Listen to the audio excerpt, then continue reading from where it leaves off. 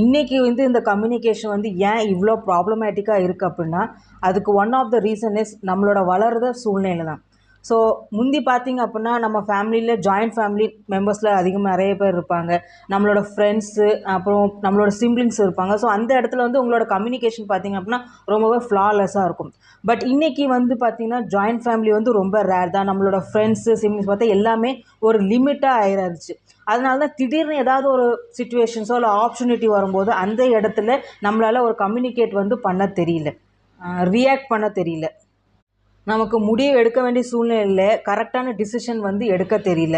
அதுக்கு ரீசன் வந்து பார்த்திங்க அப்படின்னா நம்ம மற்றவங்கள்ட்ட வந்து கம்யூனிகேட் பண்ணுறது இல்லை. அதனாலேவோ மேபி நமக்கு எது சரி எது தப்புன்னு ஒரு கன்ஃபியூஸ்டாகவே இருக்குது. இதை நீங்கள் அவாய்ட் பண்ணணும்னு நினச்சிங்க அப்படின்னா உங்களோட கம்யூனிகேஷன் வந்து நீங்கள் இம்ப்ரூவ் பண்ணி தான் ஆகணும்.